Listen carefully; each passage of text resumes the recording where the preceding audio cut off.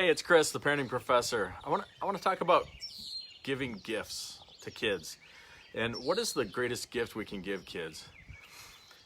At the Love and Logic Institute, we learn a lot of things, but one of the biggest pieces of information we learn is this concept that wisdom is created through making mistakes. The road to wisdom is paved with mistakes when the costs are small. I remember a little girl, her name's Bree, and when she was in second grade, going into the very last day of school. See, this child was able to have school lunch. And if she didn't like school lunch, she could make her own lunch because she was capable of doing that. But on the very last day, they went to a picnic as a celebration to wrap up their school year. And they were required to bring a lunch from home. And we were out playing basketball in June, and it was nice and warm and having fun. And the bus came up the road, and we took a couple quick pictures, and it was a little chaotic. And I waved to them, I wished them well, have a great last day. And as I turned around, what do I see right next to the garage door? And that's Brianna's little lunchbox, right? Her little lunch bag cooler. Every part of me wanted to grab that bag, chase her down the driveway, saying, Bree, you forgot this, you forgot this. But part of me was like, well, she's not gonna die today. She'll figure something out. And I didn't say anything. And she forgot her lunch. Now, that day I had a meeting at school, and in fact, it was at the exact school that she went to school at. And I was getting ready for this meeting and showering, and by the time I got out of the shower, she was already at school, and I had a message on my phone. And I listened to it, and in a little second grade voice, I hear, Daddy, I know you're busy today, but I forgot my lunch. And if you could do it, you could bring it to school. I'd pay you for your gas. I thought about it long and hard, and I didn't do anything. Continued getting ready for the meeting, and I'm packing up the bag, and then the phone rings again. And I notice it's a school number. This time, it's one of the secretaries. And she says, do you know where your daughter is? I'm like, no. At school, I hope.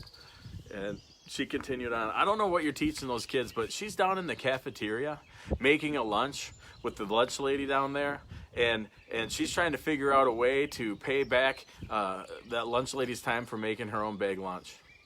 I thought, well, that's pretty nice. That's a good thing. That's a good solution, an appropriate solution for that child to figure out. I grabbed her lunch because I was going to school anyway. And knowing that she had already created a solution, I figured this would be an interesting kind of paradox for her as a second grader.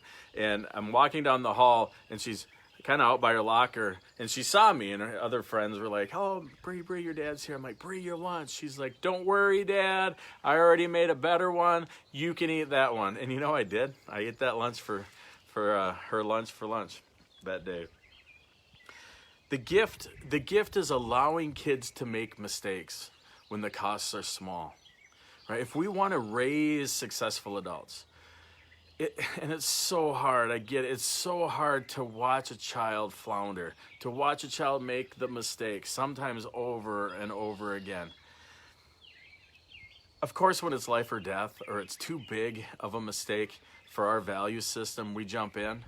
But if we can allow the world to work its wonders, allow the natural consequences to take place, and allow a strong dose of empathy to lock in that learning, so that when we're raising the next generations of world-class citizens, they have developed this cause and effect thinking, right?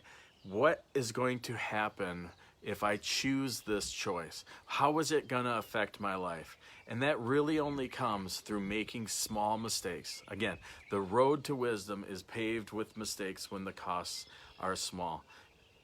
Do your best to not step in, right? Allow empathy and the logical consequence to do the teaching. We want our kids to be successful, right? We want them to have thousands of episodes of cause and effect, so that when now I have a teenager and a preteen, I want them to think, wow, mom was right about, running up the steps in socks and slipping and falling and getting hurt. Dad was right about poking the puppy when he's in the crate and he may be getting nipped at. Or dad was right about running through the grass that was just mowed with brand new shoes and the shoes turned green. Mom was right about studying for the science test.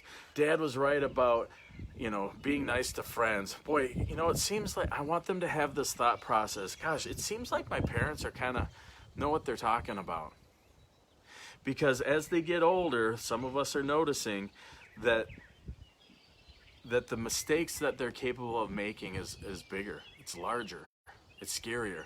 Sometimes those mistakes that they make, those choices that they make are life-changing, right? I want them to think, mom and dad were right about a lot of things. Maybe they're right about this whole boyfriend-girlfriend stuff. Maybe they're right about this whole driving and texting. Maybe they might be right about this whole drugs, sex, rock and roll, alcohol, and all that stuff. Because those things can be life-changing. Sadly, every year we see sometimes that those are life-ending for people.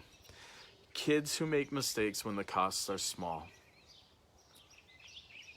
gain experience for later in life and how to navigate and work through those mistakes when they might be bigger. They also tend to take healthier risks, right? And maybe we'll talk about that next time. How do we get kids to continue to push and take risks? I was thinking a lot of garden metaphors lately. I was repotting some plants, and I was taking the plant out of the pot, right? And it resisted a little bit. It was struggling. But I knew if I kept it in that pot inside, it's not that it wasn't going to be okay, but it wasn't going to flourish like it could if I moved it to the garden, right? And that's what we're trying to do with kids, is with a soft set of gloves, right?